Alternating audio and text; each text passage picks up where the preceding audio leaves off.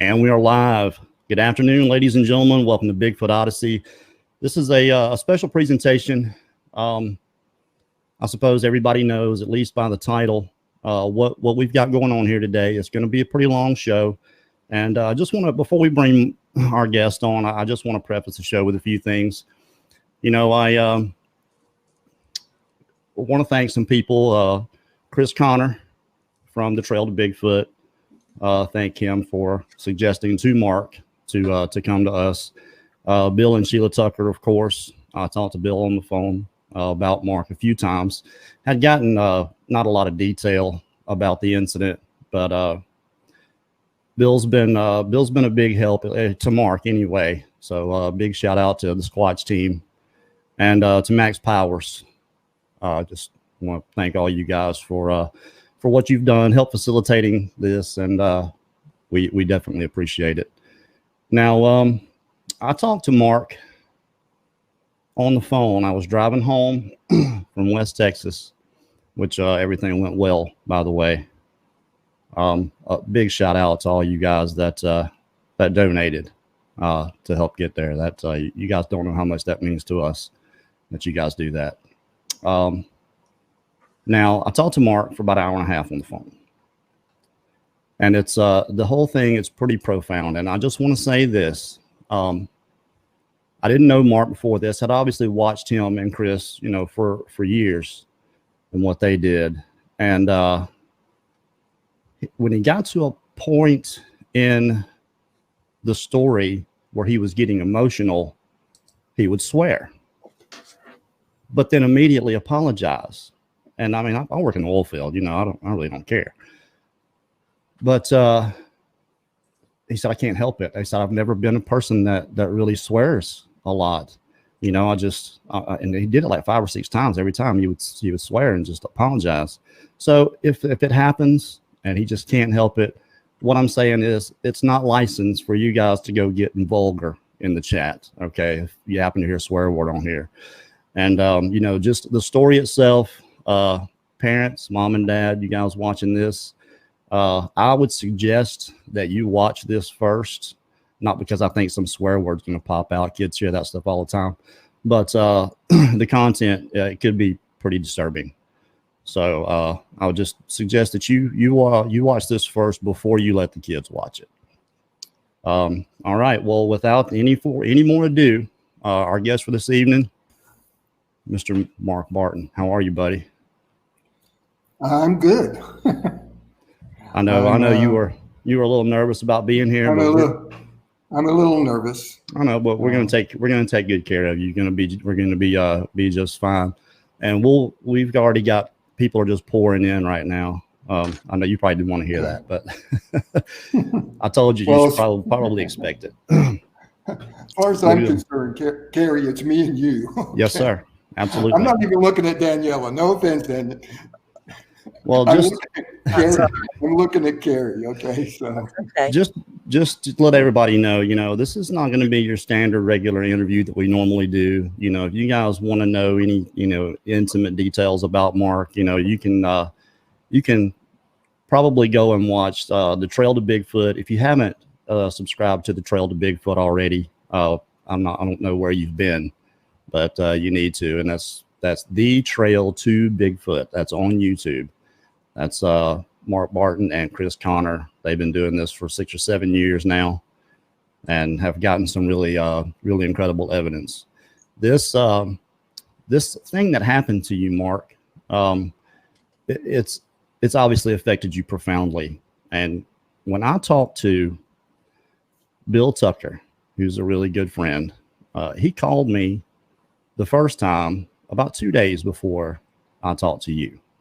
And he said, you know, something happened to Mark. He didn't give me any real details of what happened. And he said he's really shaken up by it. And then he calls me when I'm on my way and says, look, Mark wants to talk to you. And then a minute after I got off the phone with him, you called. And then we went on for almost 2 hours. And it was I was disturbed. I'll tell you that much. And it really, to me, it makes a lot more sense. You know, I hate labeling anything woo, just because it's got that stigma, but there's something there. And this is our platform here is for everybody. We don't close ourselves off to anybody, but what you were talking about made a lot more sense to me than anything else that I'd really ever heard. Now that I've said all of that, I'm going to let you go. You start where you want to start and just tell us what happened. All right. Can you hear me okay? Yeah, you sound good. All right. All right. Anyway, I want to thank you, Carrie, for allowing me to be on your channel. Certainly. I appreciate it very much. Of course.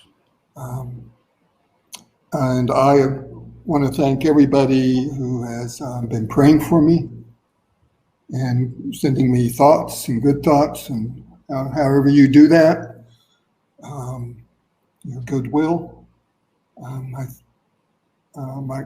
read some of it on our channel, and I know Max and Bill and Sheila had told me things, and I very much appreciate all that. Shout out, like you did, to Bill and Sheila Tucker. They become family to me, and I don't have the words, Yeah, and absolutely. My brother, and he's my brother now, good old Max Powers. Yeah, we thank Max for the stuff he's done too.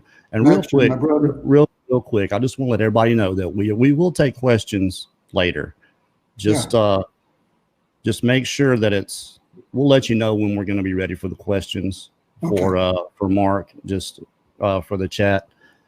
Guys, make sure you put that in caps for us for sure. Our moderators you guys be nice, because they're going to be on it.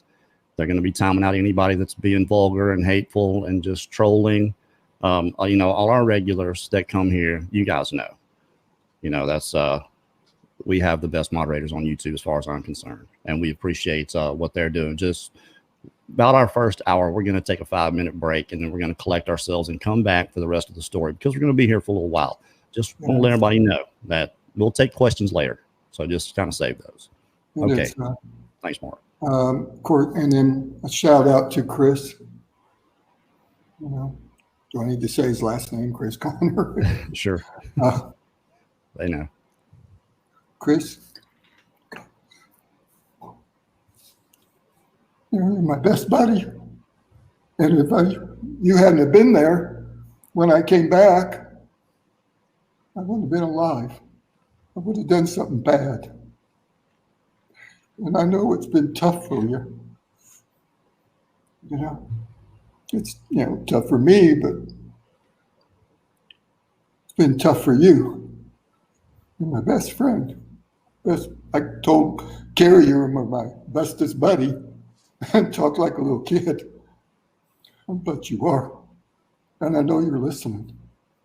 I couldn't ask for a better friend. And I'm here on this channel because of Chris. Chris. If anybody wonders why I'm not on the trail to Bigfoot, it's because Chris and I were afraid of retribution from our employer, because we work with professional people, and this would not sit well in a professional environment. So then I asked Chris, and actually I asked Max and Mike and Bill, who do I go to? And Chris said, go see Carrie. So I did. I'm glad about that. But Chris, it means a lot. It really means a lot to us. Absolutely. And hey, then we're on your time. You're not on ours. So take us whatever you need to do. I know I'm going kind of slow here, but it's fine. It's fine. Trust me. We're good. And it's really, really hard for me to do this. Okay. Because when I talk about it, even though it's been how many months? 5. It doesn't go away. It's just like it's fresh, That's not very long, 5 months. I'm sure a lot of people here can relate. So I'm going to do this. First week of February. And actually, I had rented it around the time of our town hall in November. I rented a cabin out in the middle of nowhere in a national forest, and I will not say where at, for a week. And I was there from Friday to Friday, all by myself. And I did it not to Bigfoot, okay? I had nothing to do with it. I did it because at the time I was around a lot of people, and people pull and tug on you, you know. And I needed some downtime. And hey, best place, okay? Go by yourself, middle of nowhere. You have cell service, and you're all by yourself. And I thought it would be a good idea. So I went there, and then I had a friend pick me up and take me to the cabin and drop me off. I didn't even have a vehicle there. I couldn't have left if I wanted to. And then he left and locked the gate behind me. And I should have known, you know. I look back on it. I should have fucking known, you know.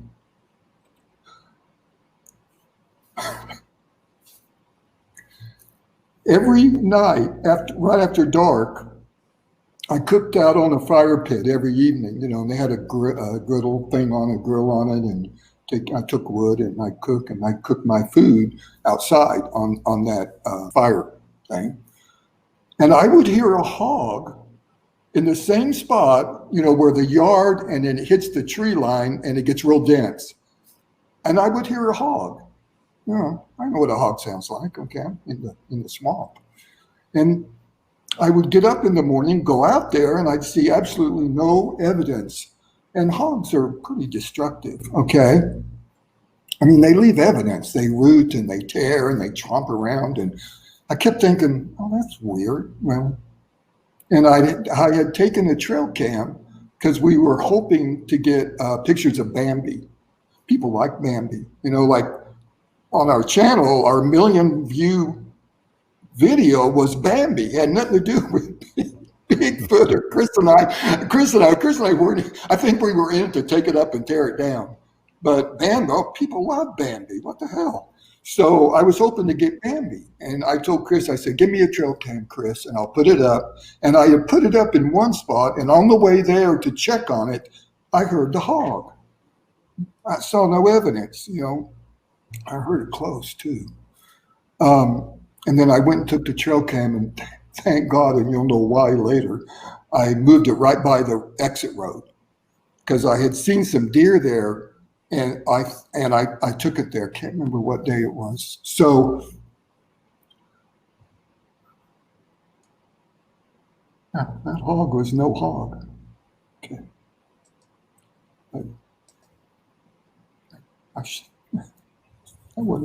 That was no hog. So, and I don't remember what day it was exactly. You had been there for a few days already, right? You had already been there a few days. I got there on Friday, yeah. And so I think, and I'm pretty sure, I mean, because see, my mind is messed up now, okay? Well, just take your time. No hurry. My mind is messed up. So, but I'm pretty sure it's Wednesday. So, because it was going to rain Thursday and I was leaving Friday morning, and I wanted to use all my wood up because I wouldn't be able to use it Thursday, you know. So I went out on that day, like I always do. I heard the hog. Fuck that hog. And made a fire, cooked my meal, and then, you know, it was very dark. I don't know what time it was. And then I just put a ton of wood on that fire. I had this huge fire going. And I was sitting there watching the fire. And I looked through the fire and I saw eyes shine. And for me, I'm laughing now because it's like one of the holy pillars of Bigfooting, you know. Seeing eye shine, and it wasn't what I thought it would be. It was kind of dim, red, and about 5 foot off the ground. And I was looking at it through the fire, you know, the flame, and then how it does the air and everything. And I would go like this, and it would disappear. And I would go like this, and it would disappear. And I look back on it now. There's something real mesmerizing about that eye shine. So I got up, and I went around, and I used my flashlight. It was really bright. I shined it, and I saw nothing. Nothing. Come back around, and I sit down, and there it was. And I think I did that twice, maybe 3 times. You had never seen eye shine before this, right? I've never seen, you know, that's why it was like one of the holy pillars of Bigfooting, you know. If you see eye shine, everybody brags about it. You go back and you tell your buddies, and, you know, like, I mean, especially red. You know, that's especially red. I don't know, are there other colors? I don't know. That was red. You know how I feel about this. No, I don't, but I saw eye shine.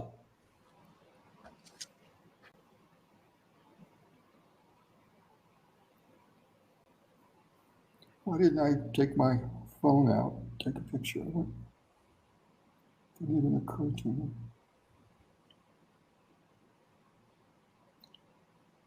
Didn't even occur to me to take my phone out and take a picture of it. I mean, I'm in the swamp with Chris, and we record everything. If we hear something, we turn the camera over there. If we see something, we hit. And then behind me,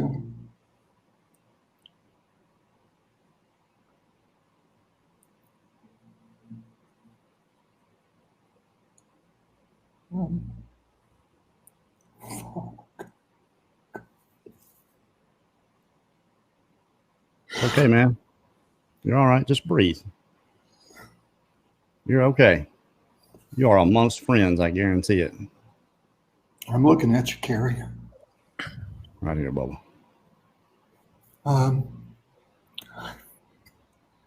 Behind me, something, and I use the word hands because that's what it felt like. Pressed down on my shoulders.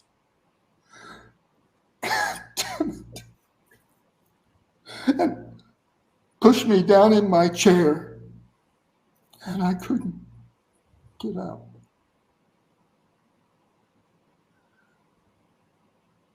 And my panic and my fear.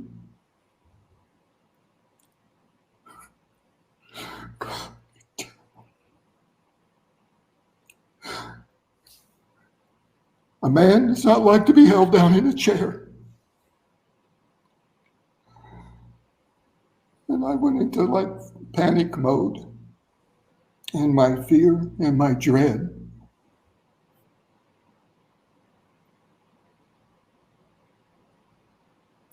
And I knew I was in serious shit. You know, I got into this for kind of fun, you know. My wife had died, and Chris came to me and told me his story when he was a kid and said, Mark, let's go up to Georgia. And I thought, what the hell? I have nothing else to do, you know. It'll be therapeutic for me, you know. The only thing I'd ever watched was, what was the show? Finding Bigfoot. Everybody watched it. Yeah, I think everybody caught one of those. And that's the only thing I knew. I said, okay, let's go. I'm with my friend Chris. And came back. Chris said, man, I'm going to go out in the swamp. You want to go? Let's go hunt this thing. And I was like, oh, okay, sounds like fun. I didn't know what, you know. And it's always been fun. That night it wasn't fun.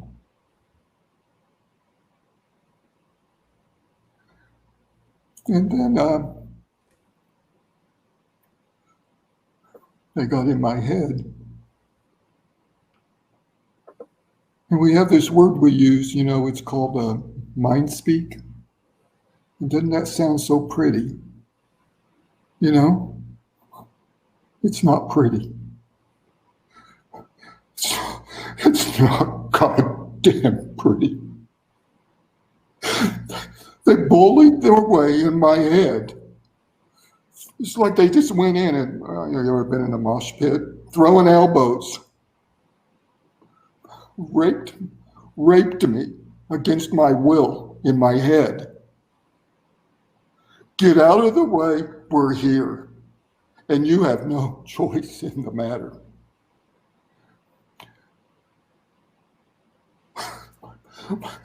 My fucking mind went to marbles. It just fell apart, And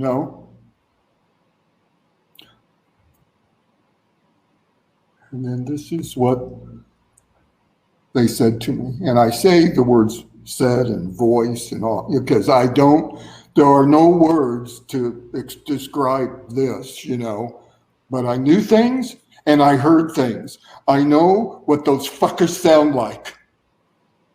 I'm telling you, Carrie. Multiple voices? Was multiple voices? There was more than one there. There was one behind me, pressing me down, and they swept to the right side of me, to behind me. Nothing on the left of my. Swept to the right side. And they speak as one, but there was more than one. And I realized they're never alone. Never alone. And they act as one.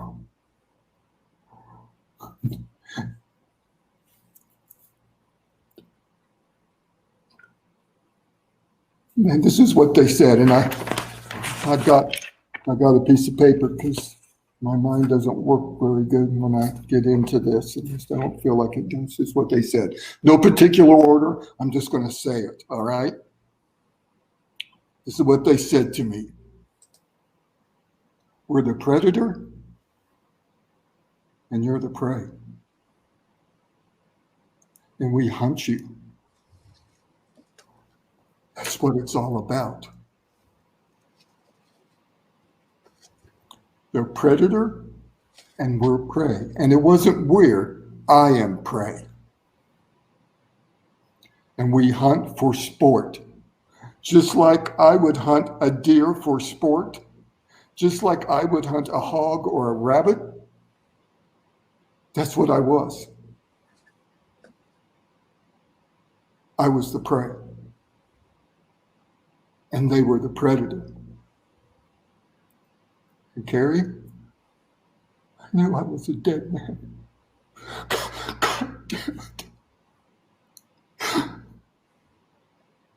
At that moment, I realized I wasn't leaving alive.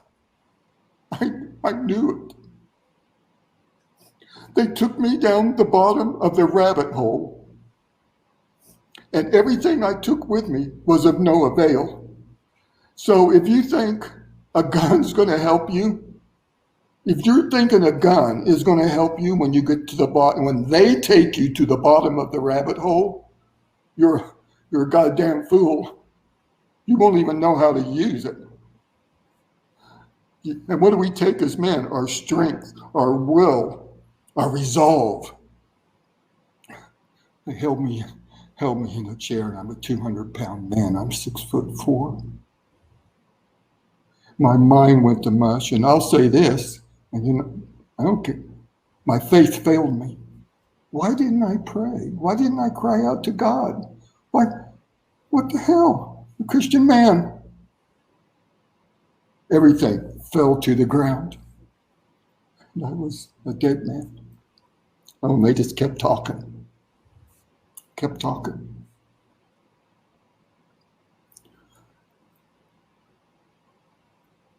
They said, there's prey, there's pawns, and there's people that we just don't care about. So you're either a prey to them or you're a pawn to them, or they ignore you. Not everybody's prey, they said. But there's pawns, they called them. And the pawns, they use the pawns to push stuff and give stuff to the prey. So that big footprint that we got, go to our channel, you know. A pawn gave us that big footprint because Chris and I were getting discouraged. And if you've ever bigfooted for years, you know what discouragement is. And you're just ready to chuck it, all right? I'm not going back to that swamp. I'm done, you know. And all of a sudden, we get a footprint. Not just a footprint. Go check it, you know. It's huge. Perfect. Man, Chris and I got so excited. You know what we did? We did the town hall meeting around it. They told me that Chris was prey, but Beata and Betty were pawns.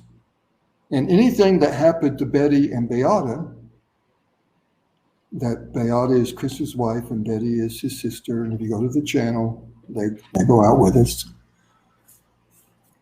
Anything that happened to them was only to keep us in the swamp. So they were pawns. So when Beata got her camera stick pushed, it was to keep Chris and I in the swamp. And Betty got her ponytail pulled. It was to encourage us to keep us going back to the swamp.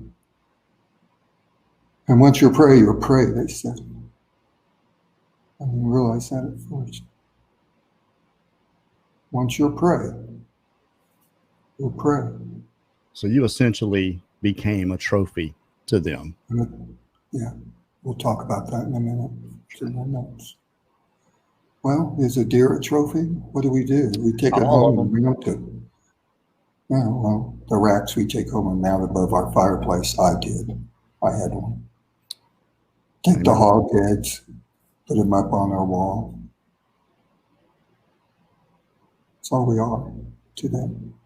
That's all I was to them. Without regard to me as a person, the family I would leave behind. They told me I was to go first. They would kill me first. And then they would take Chris, because what would Chris do? They said Chris would go back in the swamp in memory of Mark. I'm not going to stop. Mark is dead. We're going to go back in memory of Mark. And they would take his life.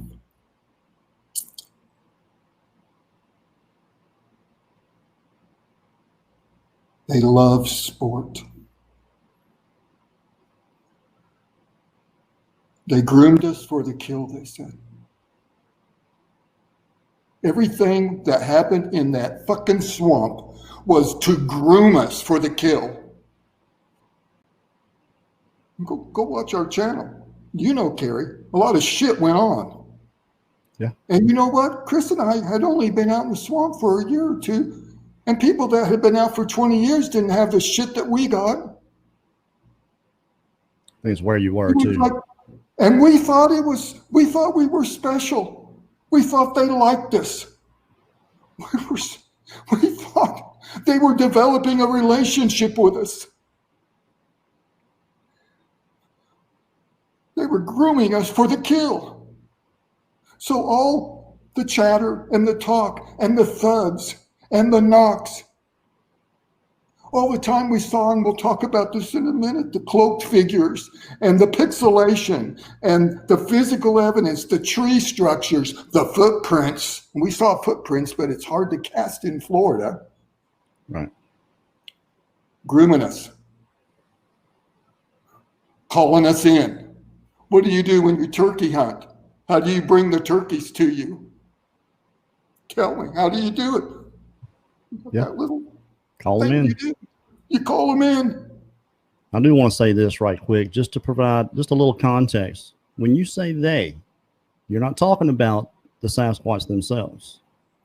I'm going to get to that. Okay. We're I just want to give some context to the people here. We're not talking about the hairy beast here, Okay. but we're going to talk about the hairy beast. Okay, let's talk about it now. You're getting a ton of support here, by the way. Just FYI. They said there's predators, there's helpers, and there's observers. That's how they're structured. The predators, once a person is, and we'll talk about this, once a person becomes prey, I don't know whether they're assigned or whether they're appointed. They never told me. I don't know, but I know they get a predator. I had that shit eater that was pushing me in the chair was my predator because he was taking the kill. The people, what do I call them? God damn it. The ones that swept to the right were the helpers. They were probably observers. And the observers, what do? You take your 12-year-old boy out to hunt with you, don't you? And you train him and you show him how to use a gun and how to hunt. Well, they take their unlearned ones and they watch the kill and the hunt. And you know what? When I came back, and we'll talk about that too, but I told Chris, what happened to me. He said, Mark, you're always using plural. And I realized there are always more than one, multitude. Once a predator is assigned, they all fall in line. They said no one jostles, no one fights. They don't fight amongst themselves. No one tries to take his kill. They all fall in line with the predator, and they act as one. They said it's like a magician's trick. And I had the sense that I look back on it now, they were telling me things so that I could understand them and putting them in ways that I could understand in a fucking condescending way. Their arrogance and their condescending towards me.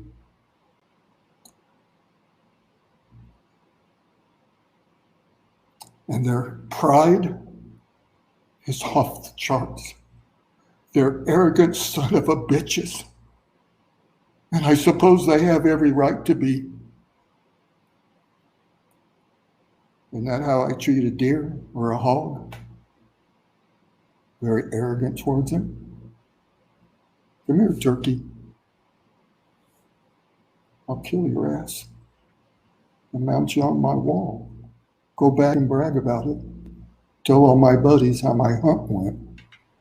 They said we take the kill and we go back from where we came. I'm going to talk about that. They told me where they came. And we celebrate and we talk about our great kills. And we brag amongst ourselves. And that's all we are to them. It's a magician's trick. And how do magicians do their thing? In the right hand, they said, is the hairy beast. The Sasquatch, the Bigfoot, whatever we call that. The hairy beast is in the right hand. And everything that goes along with it, the footprints, the physical evidence, the tree structures, everything that is a physical, I see when we see it, is in the right hand. But they said in the left hand. And I had my hand down. I had my right hand up in the air and my left hand down by the floor are the masters. And the masters, the predators, they call themselves the masters, are setting everything up. Everybody looks at the hairy beast, and no one's looking at the masters, the cloaked, the whispery creatures, the hooded creatures, the creatures that dart between trees and you run over there and they're not there. The masters are setting everything up for the kill. And while we're all looking at this hairy beast and all caught up in the hairy beast, were being groomed for the kill. So after that, the hairy beast means absolutely goddamn nothing to me. I don't give a shit about what you saw. It means nothing. It means nothing. That hairy beast is not going to kill you. The masters will kill your ass. It's a magician's trick.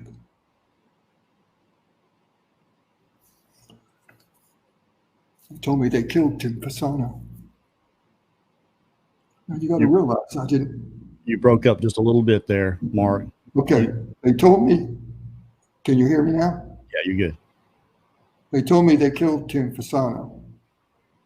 They called him my brother. Now you got to realize I despised Tim Fasano. Right. And You what guys did I didn't get along very despise? well. Well, only because he ridiculed us constantly. Right. And made fun of us. 2 weeks before he died, he went to Knox Creek and made fun of us. So I was like, okay, I told Chris, I said, I'm done with this man. I had nothing to do with him because we were trying to reach out and stuff. I'm done with him. And those suckers called me brother with him because he was prey also. And Tim didn't deserve that. You know?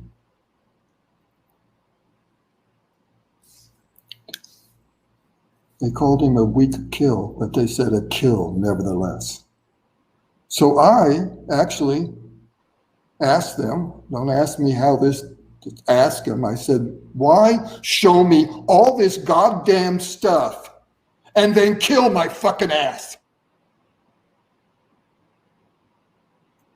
And this is what they said. The greater the knowledge, the greater the kill. And we love great kills, they said. Their intention was to show all this to me and more. I'm not done. And then I take it to my grave. And they get a great kill. And they go back. And they celebrate their great kill. Because he died with all this knowledge.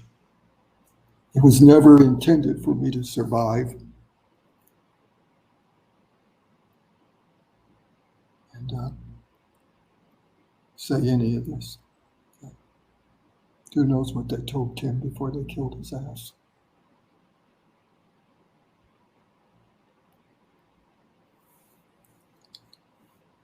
They brought up Bob Gimlin. They said Patty was not afraid. See, all this time I thought Patty was afraid. She was fleeing for her life. She looked back because, are they following me? Oh no, I'm afraid. The humans are coming after me. That's what I thought. What else would I think? Right. They said Patty wasn't afraid. They used the word Patty because they knew. She was leading them into the forest and she was looking back to see if they were following her because she wanted them to. I guarantee you she was bringing Bob and his partner to the masters. Well, they were already there, but they wouldn't have ended well.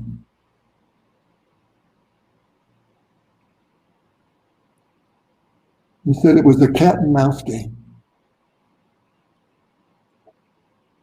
I remembered when I was a kid, we had a cat and we lived out in the country, so we'd get mice in our house.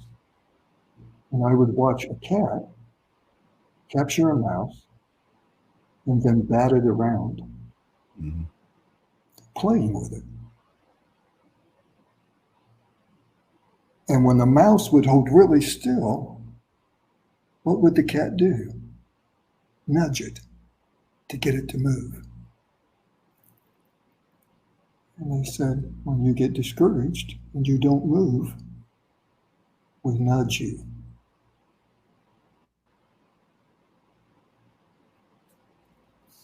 I didn't go in the swamp for 2 months.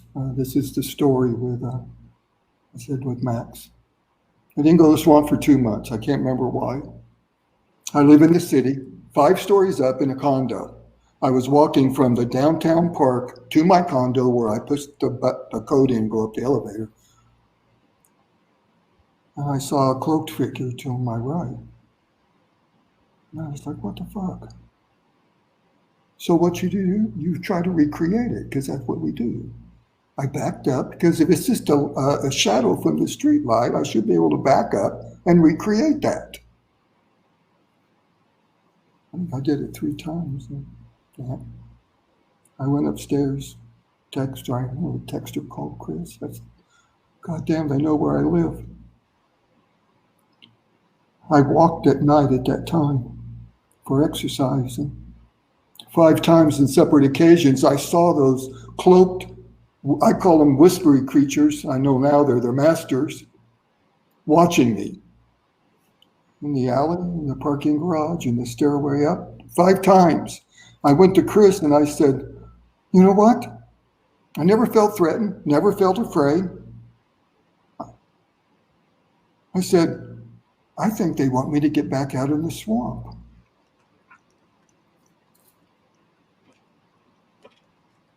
I'm listening. I think they want me to get back out in the swamp. I go back out in the swamp, and they go away. I never see them. I never saw them after that. Are you there? Can you hear me? Because I can't hear you. I got you. I'll just, all right. If I have to call for anything, I'll just so nobody can hear me coughing into it. All right. I'm sorry. I didn't know. No problem. No problem. What they were doing, they said, was they were nudging me to get me back out again. Like I said, Chris and I would get very discouraged. We get a huge footprint. Get all enthused again. Beata would get her pole pushed. And incredible story. And it was all to groom us, to keep us going back. They manipulated us. And we thought they were our friends. They even told me when they decided to make us pray, go to our channel and look for Awesome Activity. It's the name of the video. This is what happened. We were taking down a audio recorder. Chris is looking a different direction, and he sees a black cloaked figure, which is dog height. That seems to be Chris's thing, the height, going between, just like that, just like that. And he turns to me and tells me, well, I'm all up in this audio thing. I'm not paying any attention. I turn around a different direction, and I see a hooded cloaked figure running between trees. So I tell Chris, I said, I'm going. Just follow me. Let's go. I run over there. Of course, there's nothing there. There's never nothing there.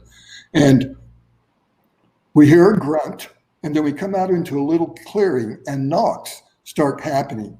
And I can't remember, Chris, we're talking a lot, and they surround us.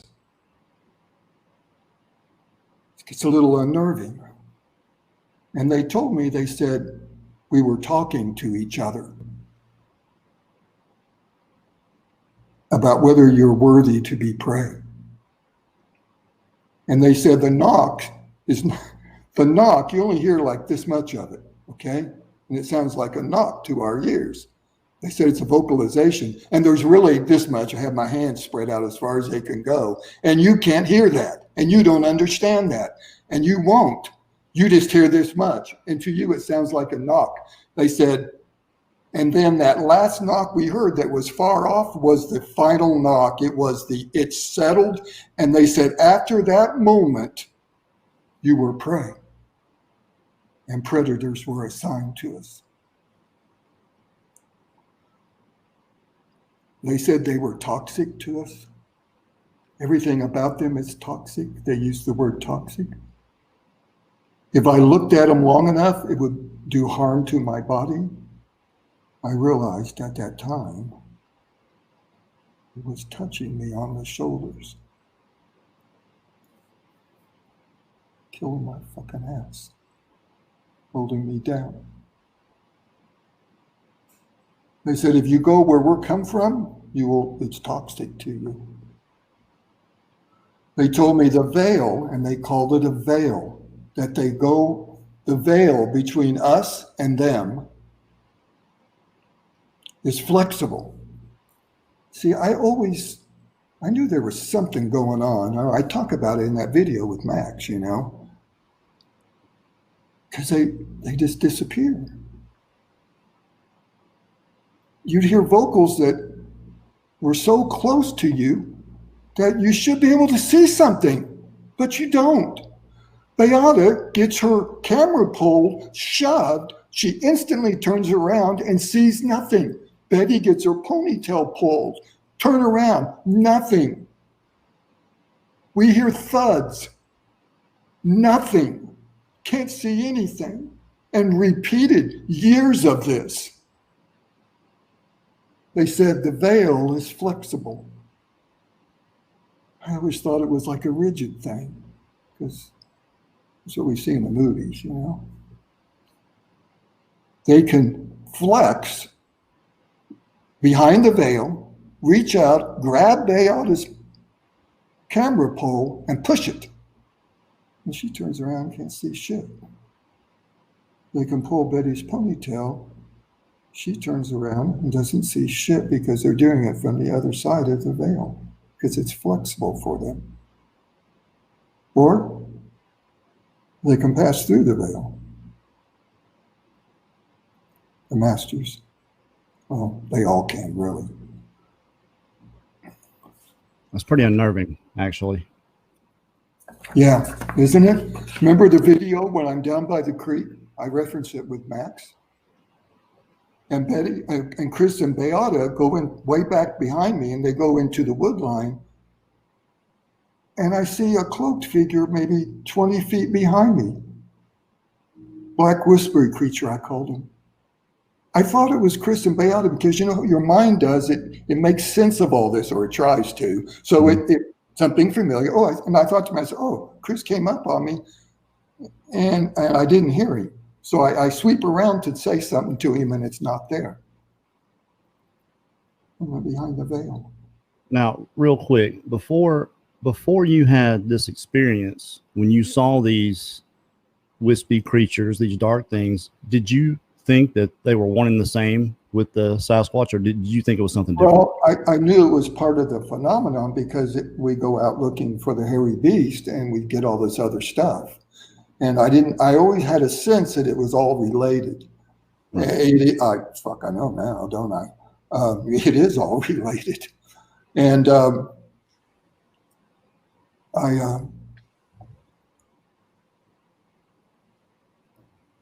whispery creatures are the masters.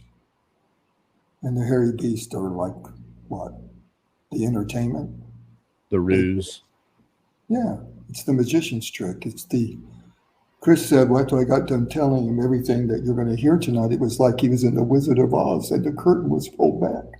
And he saw what it was all about. He said, and he even told me, and I don't want to speak for him, but it's like, holy shit, it makes sense now. Thank you, thank you, Jamie Cotterill, by the way, for that $20 super sticker. Sorry to interrupt, Mark. Just it's all right. Thank you for that. I just want to make sure that I got everything. Yeah, I'm trying not to interrupt any. I remember the conversation we had on the phone, and I don't want to direct you because I know you had this stuff written down. I mean, a lot of things are coming to mind, but eventually you're coming with this stuff. So I'm trying here. There's more, but and when I came back, Chris said, Mark, you're going to remember things that you forgot. Because so people do that when they go through trauma. Writing it down helps that for sure. But it happened to me 3 different occasions, and I'm going to talk about that later on. So I'm just encouraging it. There's more, and there's some really important information you need to hear that's going to come later, because I'm talking about when I get back and what happened when I got back and what's going on with me now. Okay, so right. we're gonna get to this other stuff. So here, and then obviously I didn't die. I'm here, and this is what happened. the fire. And I have this huge fire going. And it popped. And in my head, it sounded like a 20 gauge shotgun. A 10 gauge shotgun went off in my fucking head. It just, and I fucking jumped up. And I heard something say to me, and it wasn't them. It said, run. One word, run. Carrie, I ran like a motherfucker. The 67-year-old man with a bad knee who can't run. I ran like a goddamn motherfucker. I ran in that cabin. I slammed the door shut and I locked it. They were right outside the door. I felt them. I knew it. And they were still in my gut. They were. Fuck.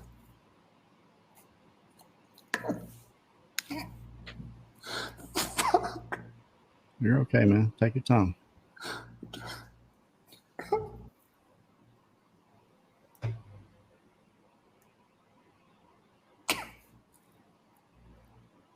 It struck me. It struck me when you said that. It's okay. You're okay. I just want to say, when you first told me that, Carrie, I don't run. I can't run. My knees are bad. I'm 47. You know, you got 20 years on me. So I understand the running. And you said you ran like you were 18 and had never run before. That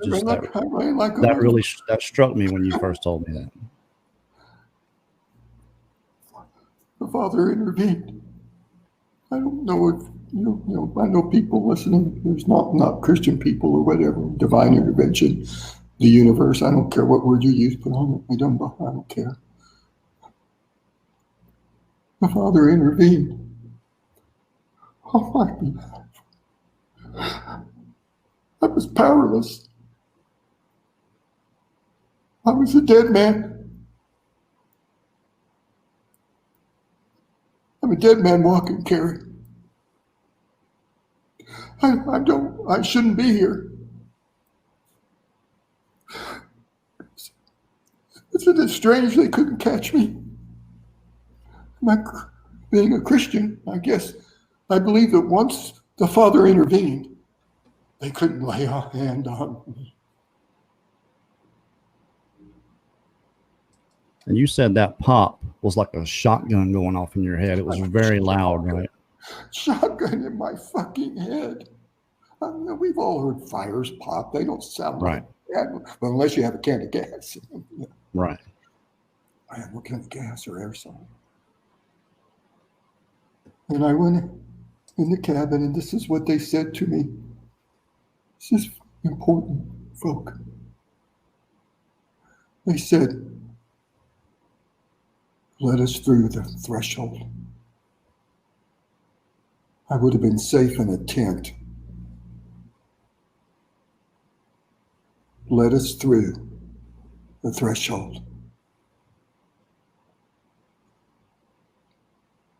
I didn't feel it at the time, but I look back on it now, and I was in control then. And I didn't feel like it because my mind was a goddamn.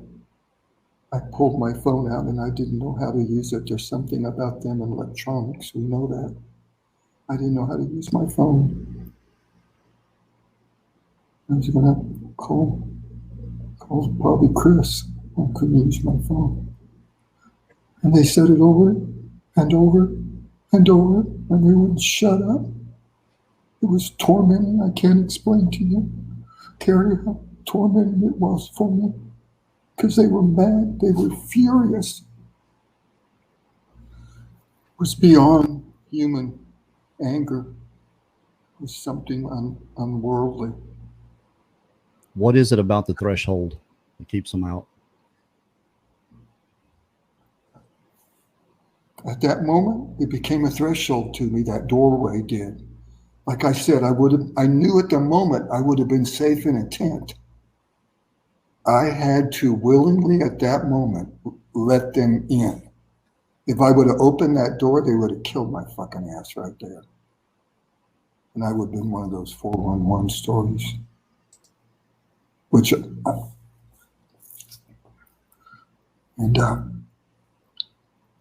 Father created a threshold for me. That's how I see it, because I'm a Christian man. But, if you're not a Christian man, you could take that however works for you, okay? But the way I see it is, Father made a threshold for me to keep them out. I'm beyond grateful. I don't have words.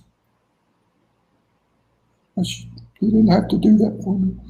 Carrie, how many people have they found that didn't have a threshold to infested? Or they had a threshold and they let them in.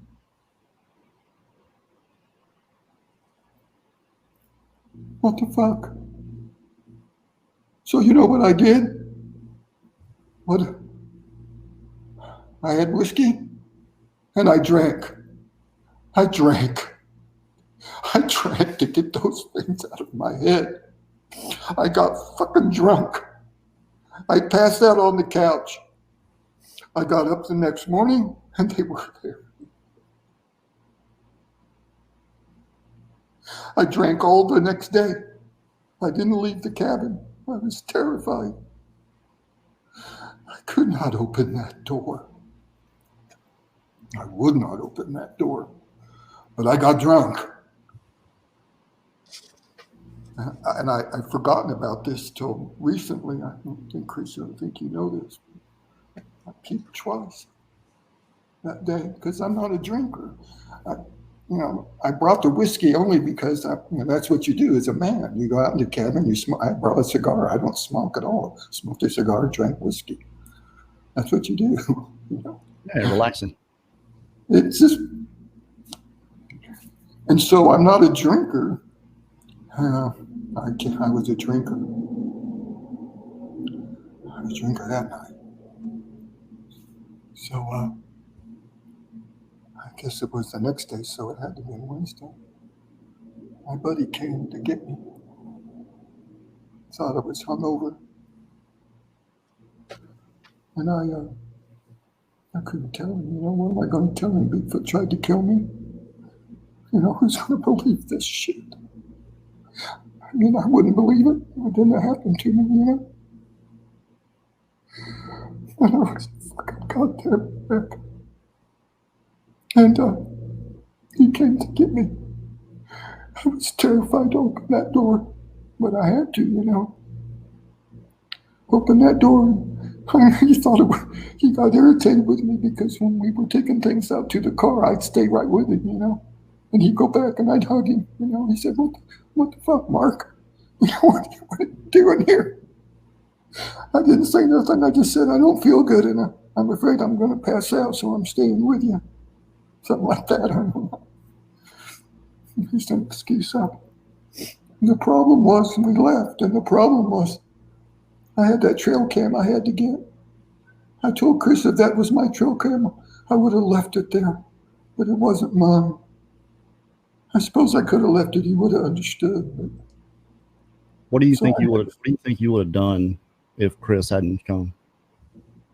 You'd still be there. It wasn't Chris. What do you mean? Or if anybody, I thought you were talking about Chris. I'm sorry. If nobody would have come to get I you. had another friend. Chris didn't come and get me. It was another friend. Okay. If no one would have come to get you, what would you have done? I would have died in that cabin. I don't know. Still be there? I could have opened that fucking. Well, eventually the people they come and clean it. So the cleaning people would have came, I guess, and saw right. me. So whatever. I guess. Yeah, somebody would have came. So I guess I wouldn't have died there. I'm laughing now. Thank you. That's good. Hey, do you want to take a break? Take a break right quick. Let's take Now's 5. a good time because everything now is what happened afterwards when I talked to Chris and things that I have remembered. They told me that I didn't remember initially, and those are very important things. So everybody, please stay so you can hear all of it. Okay. Yeah, we're just gonna be a couple of minutes. and we'll get started right back. There's a ton of people watching here, so I'm gonna make just another announcement or two here, and we'll be back in 5, ladies and gentlemen.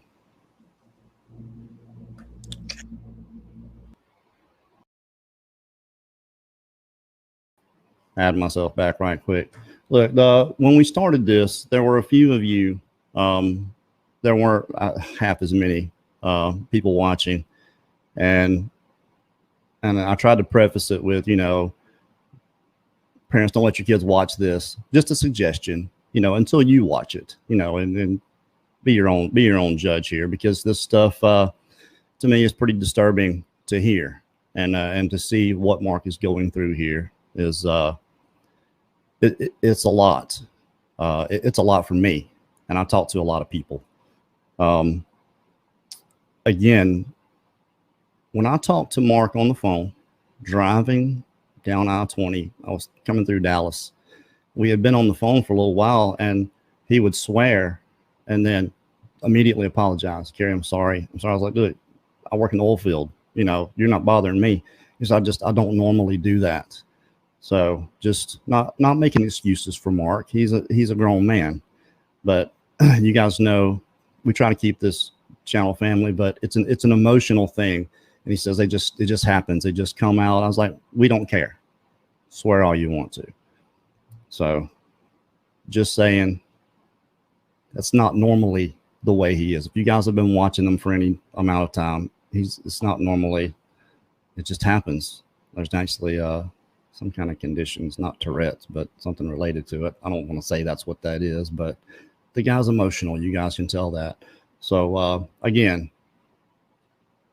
rest of the story will be back here in just a few minutes, and thank you guys.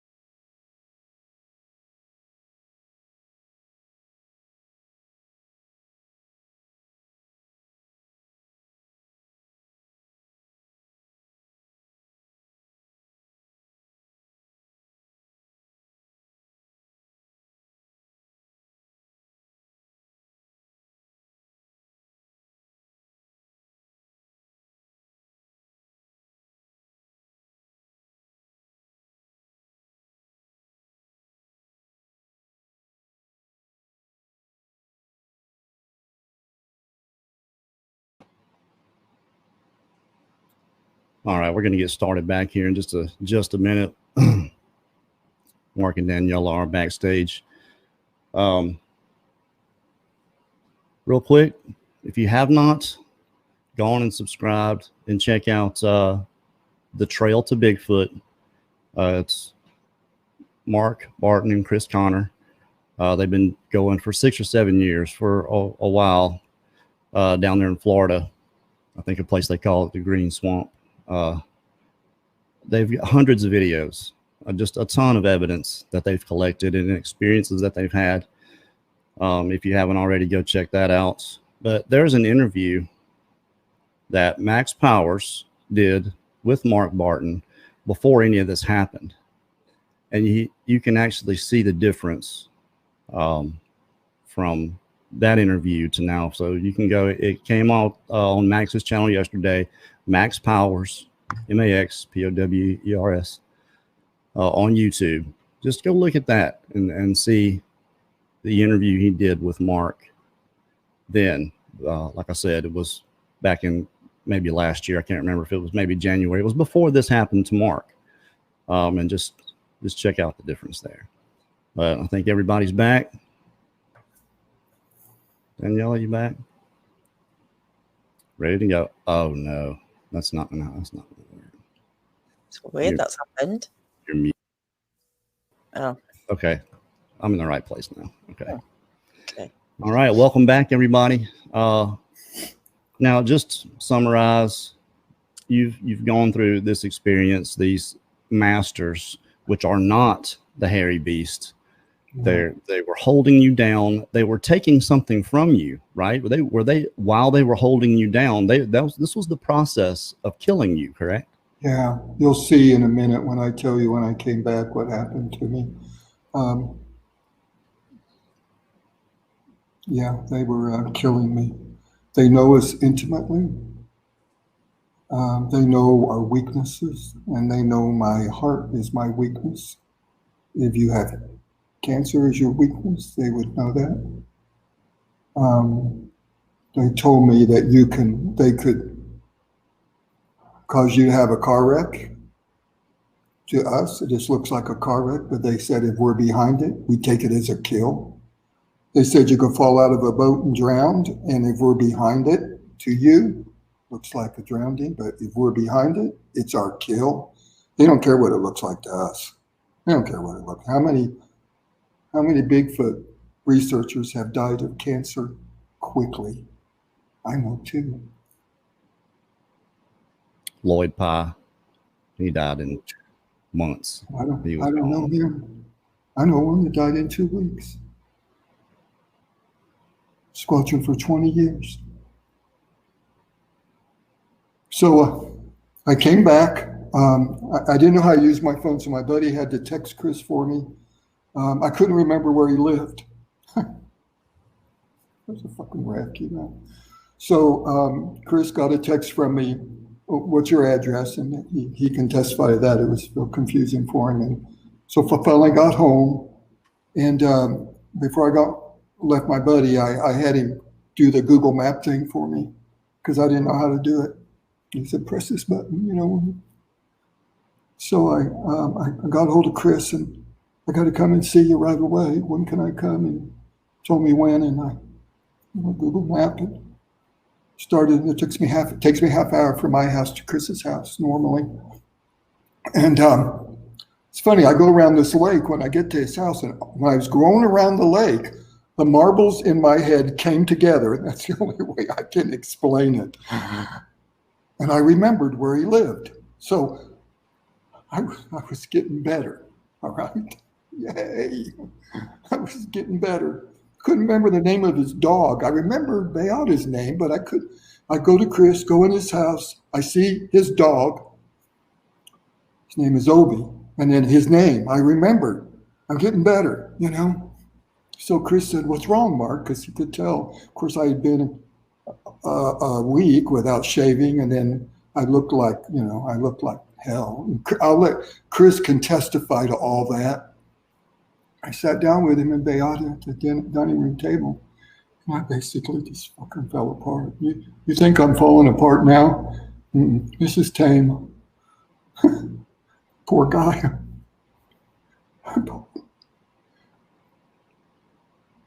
I can imagine he was pretty upset too. It's hard for him. So I told him, I said, I can't go in the swamp anymore. I said, if I go in the swamp, I'm a dead man. They'll kill me. I know it. I can't open that. That's part of the veil for me. I mean, not the veil. That's part of the threshold for me. You can go back to that swamp. And frankly, Carrie, I don't know if I can go camping anymore. I don't know if I can go anywhere in the wilderness. I didn't leave my house for 2 months at night. 2 months. I'm a grown man. I was afraid to leave my house at night. You're talking to the guy that knows. So I told him, I said, buy a boat. I'll go fishing with you, Chris. Because, you know, and I love going in the swamp with Chris.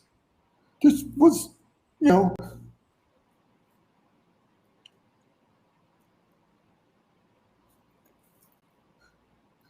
and they took that away from me. So, and I'll let Chris speak to this. he made a video of it. So go Trail of Bigfoot, look for this video, and he would know the name of it. Because I don't know whether time frame or whether it was a week or 2 weeks, but after I talked to him, he saw the black whispery creatures in his house, and he made a film, and they touched him, And he told me, he said, I believe you, Mark, but it's just a crazy story,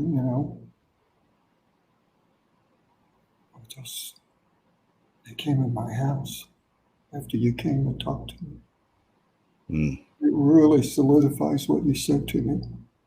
Little known to us at the same time, Betty, and if you watch the channel, you'll see Betty, his sister, her son, who's an adult, saw a black cloaked hooded figure in her home. She calls Beata and says, oh, you remember what happened? Of course, Beata is hearing this, shaking her head. Oh no, because they didn't tell Betty anything. They kept it from her. So after I come back and tell my story, they come in their homes. They actually touched Chris, brushed up against him. And you can go on the channel and see all that. Sunday, I left there on a Friday. Sunday, my back broke out in a rash. I'm not talking 1 or 2, covered in a rash. Felt like I had been smoking menthol cigarettes. My chest was aching and it felt heavy. And the fatigue was off the charts. I lost, like that week, I think I worked Monday and Tuesday. I went to the ER. I missed Thursday and Friday. I couldn't work. They run all these tests, especially with my heart. I'd had a heart attack 14 years ago. And they said, everything's fine, Mr. Burton, go home. I'm like, but everything's not fine. I can't. So I lived like that. Finally in May, and I'm a very active man, okay? I mean, in January, I was in the Green Swamp with Chris. I come back and I can barely walk to my car after work. And I feel like I'm smoking menthol cigarettes. So my legs started swelling. Well, I know that means your heart's bad. So I finally went to my cardiologist, Takes him 2 weeks to run all these tests. And he says, Mark, everything's okay. He said, but why don't we just go in and look? So I said, now let's go look. That means do a cath on you. So they did the cath, another week, did the cath, and I woke up and the doctor was standing there and he asked me, he said, I put a stent in you, Mark. And he said, what were your symptoms again? I said, well, I was a little short of breath and I was very, very weak. He said, Mark, you had a totally blocked left descending aorta artery and and I put a stent in you and we opened you up, but you've been walking around this for 3.5 months. Do the math. Your back's up in a week. That's the widowmaker. Yeah. Artery there. And you had none of this before then. Talk to Chris. I went out in the Green Swamp in end of January, and then I left the first week of February. Those fuckers, they were killing me. Those fuckers clogged my fucking artery. And you find me, and Mark had a heart attack. I have a history of heart disease, don't I? If you find me at all. Well, it makes sense that if they're going to do this, that they don't want to give themselves away, obviously. I mean, that's just like letting anybody know anything. And I'm weak, and I'm still weak. I got worse after my stint. I can't work a full week. I can only work 4 days, and I may have to retire. Every time I walk out to my car, I know why. Every time I'm weak and my heart hurts me, I know why. So Chris told me, he said, Mark, do be prepared because you're going to remember things that you didn't. So I was taking a shower, and I don't know the time frame, maybe 3 weeks after I got back. Why is it about the shower? And the marbles in my head came together. And I remembered something they told me, and I'd forgotten. If you go to our channel, we were in Cold Creek, and we were coming back, and it was nighttime, and I was on the FLIR. And if you know the FLIR, it blinds you temporarily at night when you pull it away from your eye. So I didn't pay attention to where we were. I was just following everybody else, trying to get some footage. Didn't have a lot of footage that night, so I was, had it pointed ahead. I was in the back, and we got to a spot, and Chris said, "Oh, I smell urine, the skunky smell." And JB was with us, and JB smelled it. I didn't smell it. And we went on it, and it that comes and goes. It's crazy. Always comes and goes. And we went up ahead, and I felt like something was behind me. In fact, I kept turning around, looking. I even told JB, I said, JB, get back here with me. I said, because there's something behind me. And I had one of the girls with me. I said, don't be offended. I don't want you. I want a man here, okay? I want JB right here. And JB came back.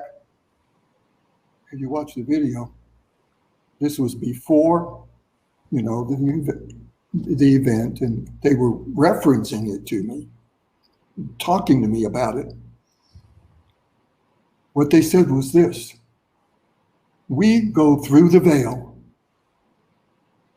seamlessly. The masters do. But the unlearned tear it because they're not obviously as good at it. But they made sure, these sons of bitches, they made sure that I knew that the masters don't do that. And when they tear the fabric, it smells to you like urine. It smells musty to you. And they said it was a training session. And we had an unlearned come through, come up behind you. I can't remember the word exactly. I'm going to use the word nudge. And they nudged you. If you watch the video, I lost my cool. I just went into panic mode. And they said, you did exactly what you wanted us to do, what we wanted you to do. You took Chris back to where the urine smell was. And if you watch the video, I did that. I turned around, I lost my marbles. Everybody got, I went back. I saw a cloaked figure. I ran towards it in the dark. Chris followed up to me, and right there, and Chris told me later, he said, that's where the urine smell was. I didn't know that because I was on the FLIR. They called it a trip. I went through all that for a fucking training session. Another time I was taking a shower and the marbles came together. I wrote it down so I won't forget it. They said this to me: consider us as from under the earth. If you're a Christian, man, look it up in the Bible. Consider us as from under the earth.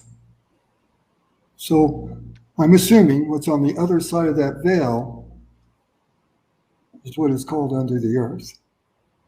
And we can't pass it no more than we can pass to the veil above, can we? But I'm a Christian man, so that's how I put it.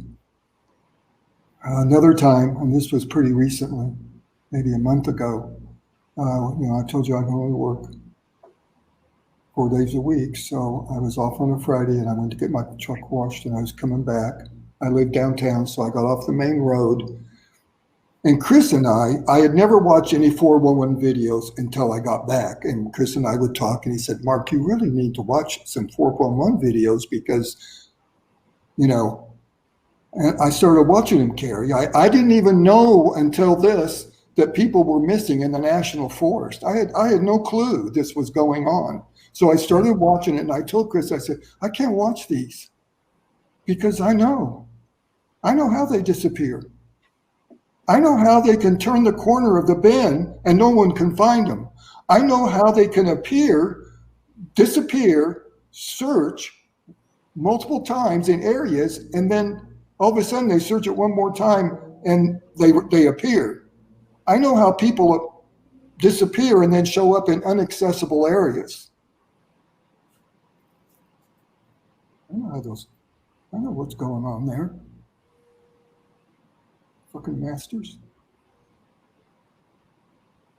The predators. Well, there was something you said to me that I thought was interesting, and I think it's okay for us to go here. They told you that they were given.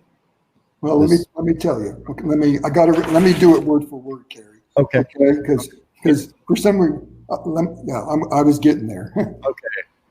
So I kept telling Chris that I think I know something about this, but I can't remember it. I felt it in my gut. I said, there's something. And then all that week, I wasn't in very good shape, mentally and emotionally. I go through times when I just don't do good.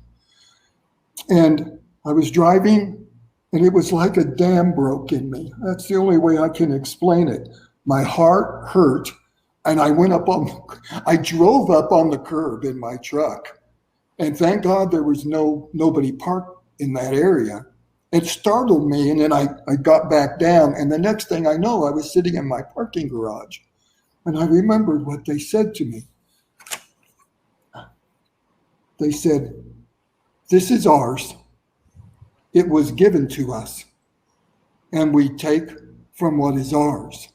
And I had fell apart. I was I called Chris, and it was like when I talked to him the first time. He got really concerned about me. I just fell apart. This is ours. It was given to us, and we take from what is ours. I was in a national forest, and they consider that their turf. And if you go on their turf, they can take from what is theirs. Who do you think gave it to them? I have no clue, and I won't speculate because they didn't tell me. And they don't care to tell me that, probably. They say all these things in such arrogance and cockiness, bragging and boastful about who and what they are.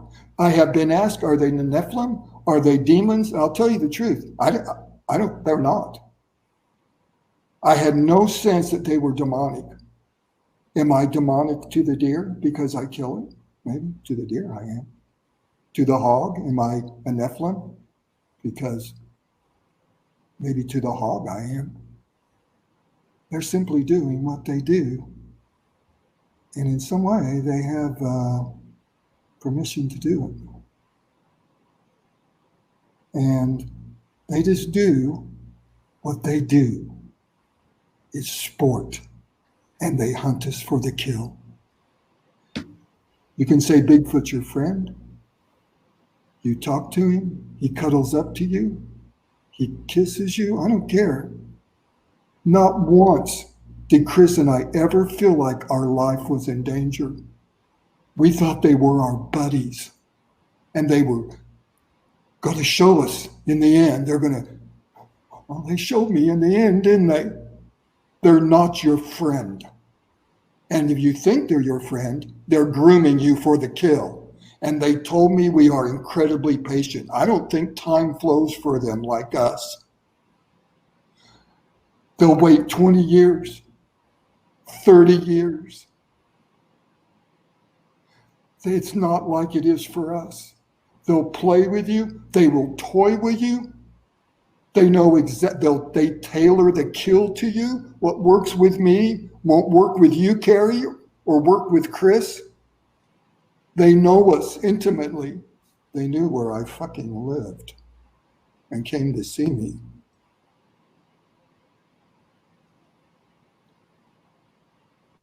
They're not our friends. And if you think they are, in my opinion, and this is my opinion, you're going to be dead wrong one day. If you're hearing voices when you go out, if you're seeing the cloaked figures or the pixelation, if you hear knocks repeatedly, grunts, thuds, especially the cloaked figures, you're in danger. You're in fucking danger. Your life is in danger, in my opinion. If you feel like you're being played with, it's not like we play with our children, okay? Yeah, you're being played with, all right. You're in danger. If you've been out and you feel like you're being led somewhere, if you hear children, I told you this, Carrie, what if they know us? They know as a man, if I hear a child in the forest, I'll go and investigate. If I hear a woman crying out, I'll go. If you're on a trail with people and you hear a child and you go off the trail, you're a dead man. I'm to the point where if I were with a group of people and I was the last one and we were in the national forest hiking, I'd tie myself to the person in front of me. And if you're the lead, don't go around the corner and get out of sight of everybody. They may turn the corner and you not be there. So I'm hoping tonight something I said will resonate with you. And you'll say, oh my gosh, that's happened to me. I feel like I've been lured away. Well, you and I have talked about that. No, go ahead. You and I have talked about that, especially with me. I've heard the kids. Everybody knows my story. I heard kids play, and I had all kinds of strange things going on around me before I ever had any idea what it was. But when I saw it, that was it. That was enough for me. I never went back again. Probably saved your goddamn life. Hey, if what you're saying is what's going on here, and I believe you. I believe that you experienced this. How could anyone not after listening to you? Something has happened to you here. And you know, I'm forever they never, because they didn't finish the job, I feel like there's a part of them in me. I know I don't want to, well, I've already sounded like a crazy person, so what the fucking hell, right? So it's like I have an affinity in me. I watch a video like Chris has put out some videos. Since, you know, I can't watch them to completion because they're there. I tell him, I said, Chris, you know, no matter where you go in that swamp, they're there. I feel them. I know it. It's like there's a part of them in me still, you know, and, you know. Let me tell you what I'm seeing here. And I think I'm probably going to be able to speak for a lot of people. I mean, you guys, you've got 20,000 subscribers on your channel. That's not for nothing. Okay. If you've watched Mark and Chris over the years, they're just not known for bringing out a bunch of BS. You know, it's all information. It's either their opinion, what they think, or they're showing you what they got. There's not a lot of, so this is, you know, I've watched you guys. Has been a while, but you know, everybody knows I haven't watched anybody in a long time because we started doing this. Something has happened to you. Obviously, anybody that's watched you guys before and sees how you are now, I wouldn't say that you are crazy. I would say that something has happened to you. And the whole thing is just very Bond. It's very Bond villain-esque. You know, they're telling you their plan as they're killing you, and you just happen to get away. You know, that's and you know, thank God you did. But no, God bless you, man. You're good. Words and then I'll be done. You're not crazy. You're fine. Trust me. A train wreck now compared to, I came back. You know what? All I want to do now? All I want to do now, Carrie, is drink. Well, don't do that. And you know why I don't drink? I told you why. I know why. You want to tell people? Because I promised my friend Chris I would not drink. I don't drink not because I know it would be bad for me, or I could lose my job, or I could wreck my car, or because of my faith or anything. I would love for that to be the reason, okay? Because That's the acceptable reasons, you know. But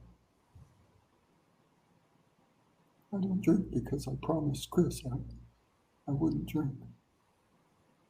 So that promise is keeping me from self-destructing. Probably keeping you alive. And all I want to do is swear now. That's what I was saying to everyone else, that you apologize to me 5 or 6 times for swearing, and I don't care. And that's what I told you. Don't apologize once for it. Don't do it. I was a Christian man. I never swore. I mean, every now and then, but that's all I do now. Be under my breath when I'm driving my car, when I feel pressed by them, when I feel like they're pressing on me, because you know they never leave. I carry this. I'm going to carry this. So I got to find a way to deal with this. So I figured if I could do this, if I could get through this, and then if somebody will listen to this, even if it's, because I know it's a crazy fucking story, and the only evidence I have is my health, and then what happened to Chris. That's kind of the only evidence that something really happened to me, you know. Otherwise, I'm just a crazy. I told Chris, you know, I could sit around in a room with people who were abducted by UFOs, and I would fit right in with my story. I used to make fun of those people, Carrie. And I'm not saying there's anything related between Bigfoot and UFOs, because they didn't tell me any of that. But I'm just saying, I understand that that's the kind of trauma. I would fit right in with those people. So if I feel like I saved a life because I went public with this and put myself out there and I acted like a fucking fool, if I could say one person, it would help me cope. And that may sound selfish, you know, but I got to find a way. Because my life has changed. Chris can tell you, my life has changed. I got to find a way to make sense of all this, you know? Why wasn't I left to die? You know, there's a reason. There has to be a reason. And so if this is the reason, I'm going to take it, Gary. Has to be selfish, Mark. You don't sound crazy. I think it has taken you a tremendous amount of courage to come on here, because there's no benefit for you other than helping someone else. That's the only benefit there is here for you in this. And I'm hoping that there'll be something finalized in me, and then I can say, okay, something good came out of this besides me, you know. And you can say, well, you're alive, isn't that good? And you know, but I got to have more than that. Okay. You didn't have to do this. Some days I don't feel alive, you know. Well, you didn't have to do this, and we are honored that you asked us to come on here and do this. I mean, absolutely. And you have also you gave me a brand new email that you just created, because you talked about this. You actually asked me, you said, Carol, what should I do here? Because if people want to contact me, I'm willing to talk to them and help them if they've experienced anything like this. Compare notes, whatever it is. So I want to put this up here now, because I created it earlier. Okay. That you can contact Mark right here. markwb1975@gmail.com. And this is. I'll let everybody know if I get one or two. Okay, it'll be easy to answer. If I get flooded, just be patient. Okay, because some days I don't deal with this real well. Some days I just don't deal well with it, and then I don't want to be answering email, you know. But I thought it was a good idea, just simply because there are going to be a lot of people giving you their support, and I think you need that. I think you need to hear from these people personally that are behind you 100%. Like that, yeah. If you feel like I gave you a new perspective and put some pause in it, and feel like you need to find where that threshold is for you and not let him cross it, then let me know. If you have questions, I'll try to answer your questions. Are we going to take questions now, Carrie? Yeah, I think if you feel like taking some questions from the chat. Yeah, let's do it. Let's just do Okay, it. let's do that. Let's take some questions. Just you guys put your questions in caps for us. Please just be respectful. And I'm assuming somebody will have one. I don't. Yeah, there's going to be some questions come for sure. If it's something we've already covered, then we're not going to try not to be redundant here. If it's something we've been through already, we're only an hour and 35 minutes into this, and I think this is a good time to take some questions. So put those all in caps for us, please. For those of you that are not used to being here, we like for people to put their questions in capitals. Danielle, are you looking out for these? Yeah, I'm looking now. David Hunt has got one there. Was the cabin in Florida or somewhere else? I'm not going to answer that. Okay. It wasn't a national forest. That's all I'm going to say. Fair enough. Okay. Radar, how did you receive communication? Voice, mindspeak? Okay. I'm going to use the word. It's really hard to explain. Okay. I mean, because we're putting human words into something that's like, anyway. I guess you could call it mindspeak. I heard their voice, so I know what they sound like. I know what their voice sounds like, but yeah, I guess it was a voice. But then some things they just showed me. They just put the understanding in my head, the whole thing. Okay, so and that word mindspeak, I'm going to address it every time. It's a pretty word.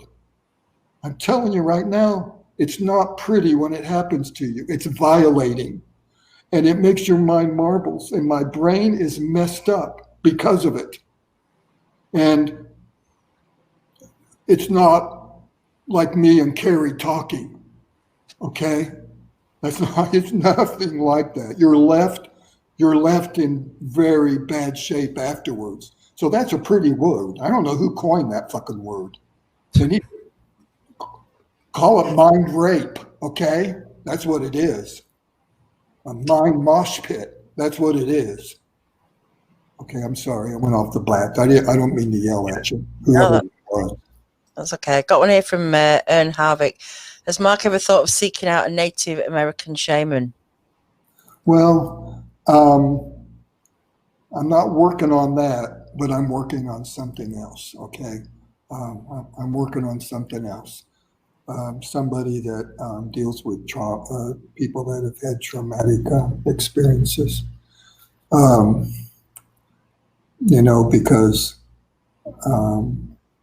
I'm getting better. I feel like maybe I'm not, maybe I'm deceiving myself. I feel like I'm getting better. But, it's kind of like it takes 2 steps forward and 3 backwards. So I haven't thought about that. I'm not really into that. That's not a put down. I'm not saying I wouldn't, but no, I haven't.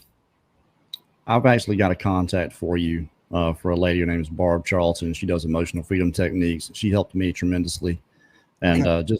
Just you'll have it on hand if you ever feel like you need it. At least you'll have that one. And I'm sure others will have some more information for you too. But emotional freedom techniques, they work. It's something different. It's like acupuncture without the needles. It's kind of weird. Ready Cool has actually got a good question here. Do you think Bigfoot are the slaves to these others? Are they willing participants, or are they the? Yeah, they live across the veil. They're part of their environment. It's part of who they are. So they are not slaves. If they're slaves, they're willing slaves. They all come from across the veil.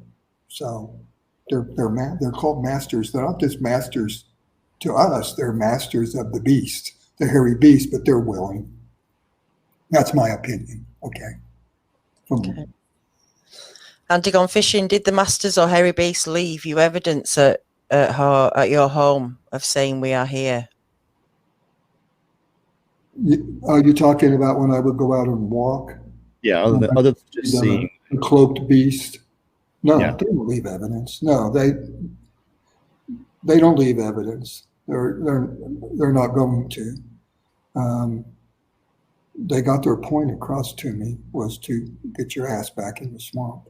And I did, and I did what they wanted. They, if you've never seen them, they're there and they're gone, just like that. It's just crazy.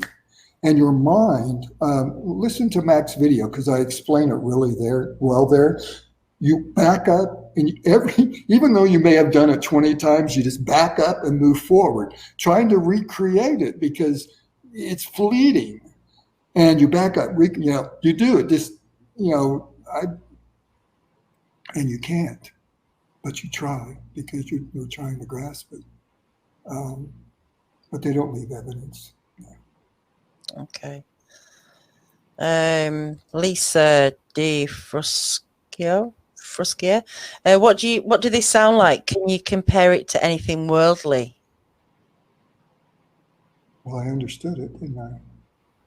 You spoke to me in English. Yeah, I guess in what kind of tone, maybe, or in that kind of sense. They talk to me in an arrogant, cocky, proud tone. Bond villain is how I picture it in my head. It's that Bond villain telling you what they're going to do. Okay, they treated me that I was less than they were. I was prey. It's a fucking prey. Like I treated deer. I treated deer less than me, don't I? So they treated me like an animal. Like I would treat an animal I was hunting. They only showed me all this because they wanted a great kill. They didn't care if I understood it. I kind of like payback time, didn't it? I wasn't supposed to be on it. I wasn't supposed to know this shit. Okay? That's how I see it. No one's supposed to know this shit. But they talk, and it sounded like a human voice, like a man. Okay. It didn't sound like a woman. It sounded masculine, and it sounded in all those tones that I told you. And then when they showed me things, unless it happens to you, they're bullies. And I hate to use that word because it's such a word now, They bullied my head, and then they just show me things. And it's like what they showed me it shoved everything else out so that it bullies. But I understood it. At least I felt like I understood it. And I told you, I even asked them a question. How did I do that? I don't even remember how I did that. Okay, but I did question them, and they answered me because they're arrogant sons of bitches. Are you concerned now about them doing anything to you? I mean, Chris mentioned them coming into his house. I mean, I am. So they will not come in. They know they're not coming in my fucking. And I'm not saying this to say Chris invited them in. They know they are not allowed in my home because that's crossing the threshold for me. And I've turned into, I live in a condo, so when I go out my door, I go out into a hallway, And I used to, like if I had a bunch of groceries and stuff to bring in, I'd open my door and leave it open and just go in and out until I'm done. Then I close the door and lock it. You know what I do now? I open the door, close it, put my stuff down, go back out, close it, get my stuff, open it, come in, close the door. You know why I do that? I don't do it because I'm really afraid, although I'm letting them know they're not crossing the threshold. By not going in the swamp, I'm letting them know you're not coming through the threshold. Carrie, you got to find what that means for you. If you feel like you're prey, anybody listening, you'll know what your threshold is for you. Maybe for you it's prayer. Or you walk around your house and anoint your house with oil, or you do the smoke thing. I can't remember what it's called. Where you burn incense or whatever in your home. Right. Whatever that is for you, I don't know. I know what it is for me. But yes, I do think about it because, like I said, I have this affinity with them now. Maybe I can use that to my good, to the greater good. Let's see, it's like there's a piece of them in me. I don't know. I know I sound crazy when I say that, but they didn't finish the job. So I think about it, You're not coming in my fucking house, you know? Or I've even drawn the line in my apartment complex or in my condominium you know, the whole thing. You know, you're not coming in. Yeah. And you know what? Isn't this all that time I was helpless in that chair, but now I have been given a tool to kick their fucking asses. It's payback time, bitches. Absolutely. Absolutely. And even if you take my life now, oh, the word is out. Fuck you. Okay. Well, I hope a lot of people watch this and at least understand that you are completely different. I mean, you talk about, you know, what this is for me. I don't go in the woods if I can help it. You know, that people call me a fraidy cat scare. I don't care. It's self-preservation as far as I'm concerned. I have a good reason, I feel like, for not going in the woods. So I feel you on all that. But I'm glad that you are able to put this information out there, that this is what happened to you. Everybody has a story in this, and it's all their perception and how they see it. You seem to have answers to a lot of things that we speculate on, that these are things that they told you straight up. They either put it in your head as a thought or just knowledge. Now you know this thing, or they told you straight up. This is information. How others want to see that and take that, that's on them. But not a person here can say anything about your courage and being afraid of anything, because it took a hell of a lot for you to come on here and do this. I'll say that. I'll say that for everybody watching. I bear in my body and my mind the price to bring this. You know, I mean, I have this now, but I paid a price, you know, and okay, here we go, you know. You know. Any more questions? Anything else? Yeah. Are they just are we just trophies to them? Yeah. Are we a source of food? No, they don't need us. We're just trophies. You know, they go back. They said they told me they go back from where they came, and they celebrate the kills, and they get recognition. And you know how, kind of like what we do around our buddies. You know, I go out and kill this huge rack, this huge deer, this buck that has a huge rack. Go back and show my buddies, and we celebrate and we drink, and they pat me on the back, and I put it up on my mantle. That's what they do. And how they do that, I don't know, but they definitely, in great arrogance, told me they get recognized for the kills, and they loved great kills because it's a trophy for them. But, yeah, They don't need us. Well, they could just take people out, though, can't they? What do you think they get out of? I mean, how is it a hunt for them? Do you think? What do they get out of it if they can just take anybody? Sport. Why do they just take people and other people they groom? I don't have the answer. The big problem, and I'll just warn everybody, is we think like men. That's all. They're not men. They don't think like us. They don't have the same motivation we do. They don't have the same rationalization we do. They're not human. So they don't think like a human. I try to take this understanding and put it in human reasoning, then project that onto them. And it doesn't work. Why do they just take people? But obviously, and maybe they were being groomed and we don't know. I have no answer. Why? I was listening a story about a man who was being chased by an invisible creatures. And he got in the field and the whole story, but he just heard something told him to run. And Chris brought it to my attention. And he said, Mark, he said what you said. So I looked up the video and I watched it. And it meant so much to me because I thought, oh, it happened to somebody else. And you know what? He outran him and they didn't get him. It makes no sense in some ways. So I don't know. Yeah. You know, I know it happens. That's all. You know.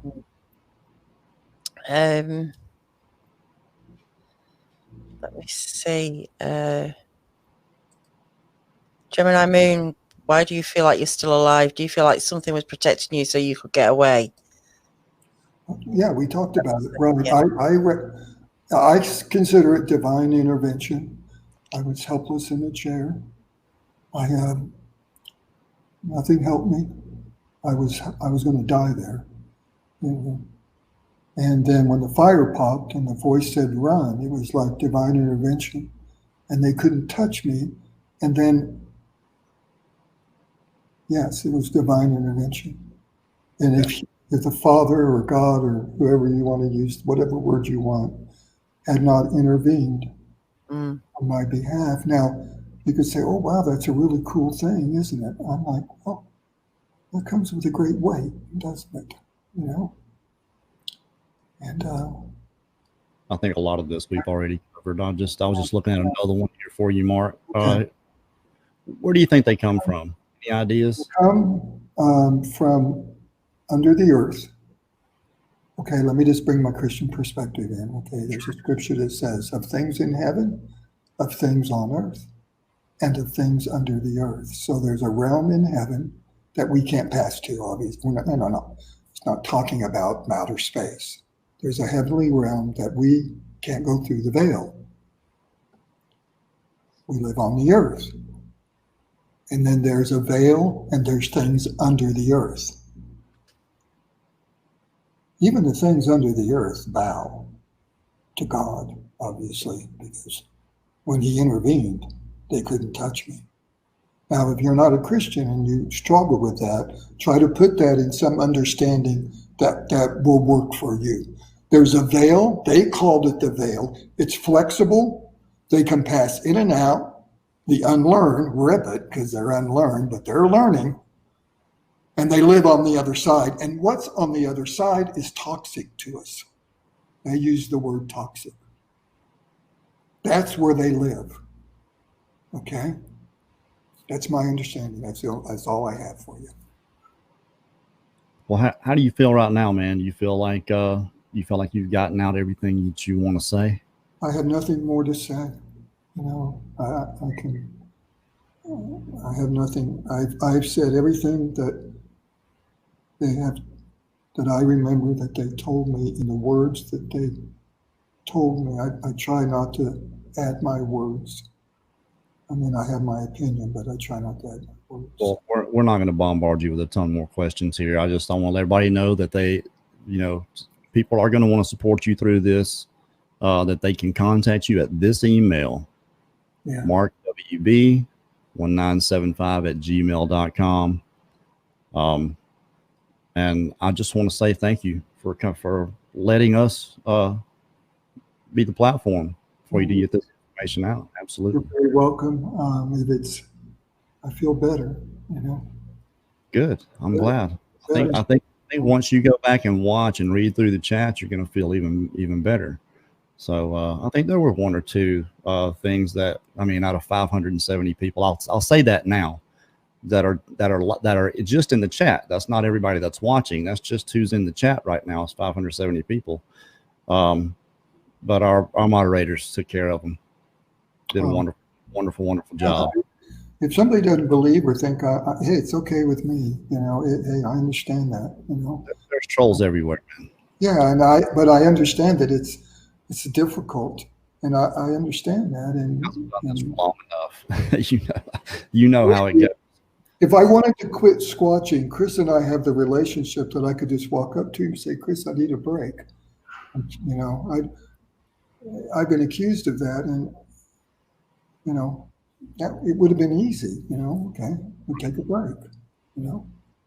Well, anybody that's watched you guys, like I said before, for any period of time before this interview, for the type of interview it is, for this information that you brought forth to us, they can see the corollary here, and I hope they contact you. I hope they do. I hope you guys bring the support, the prayers. If you have anything that you think might help Mark, you got that email, And Mark, Daniela, wonderful job as always.